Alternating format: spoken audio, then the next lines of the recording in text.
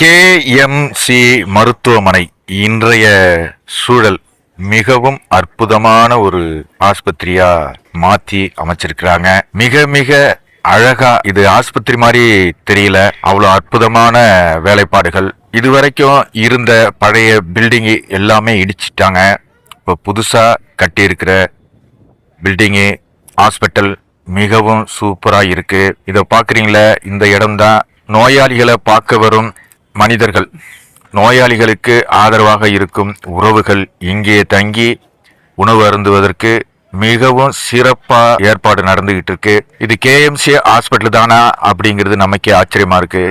அவ்வளவு உயரத்துல அவ்வளவு வேலைப்பாடுகள், தனித்தனி டிபார்ட்மெண்ட், ஒவ்வொரு டிபார்ட்மெண்ட்டுக்கும் வெவ்வேறு பாதை. முன்னாடிலாம் காலையில போய் கியூல நின்னா நம்ம ஓபி சீட்டு வாங்குறதுக்கே 1 மணி நேரம் ஆயிடும். இப்ப 4 கவுண்டரா இருக்கு. 4 கவுண்டர்லயும் சிறந்த முறையில உடனுக்கு உடன் எல்லா நோய்களுக்கும் ஓபி சீட்டு வாங்கி அந்த ஓபி சீட் எடுத்துக்கிட்டு டாக்டர்கிட்ட போனோம்னா நிறைய டாக்டர்ஸ், அந்த டாக்டர்கள் முன்னாடிலாம் 2 பேர் 3 பேர் இருப்பாங்க.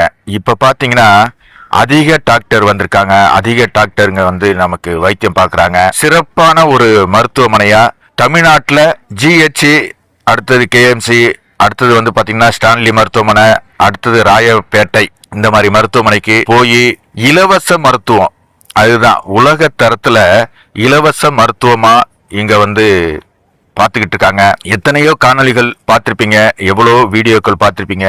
இதை பாக்குறீங்களா? மருந்து வாங்குறதுக்கு 3 கவுண்டர் இருக்குங்க.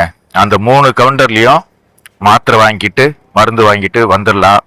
இதையெல்லாம் ஏன் சொல்றேன்னு கேட்டீங்கன்னா, ஒரு நல்ல நிர்வாகம், நல்ல ஆஸ்பத்திரி, இந்த ஆஸ்பத்திரியில நம்மளோட மருத்துவத்தை பார்த்து நமக்கு குணமாகிறதுக்கு எல்லா உதவிகளும் இந்த அரசாங்க ஆஸ்பத்திரி செய்துகிட்டு இருக்கு.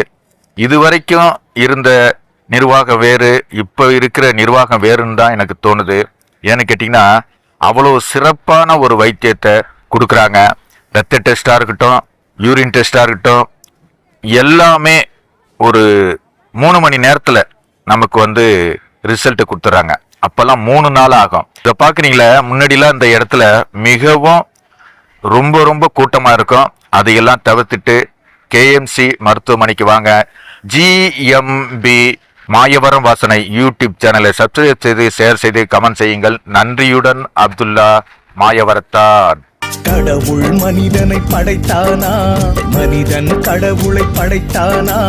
ஜெயிப்பது யார், தோற்பது யார்? போட்டி நடக்குது பூமியிலே.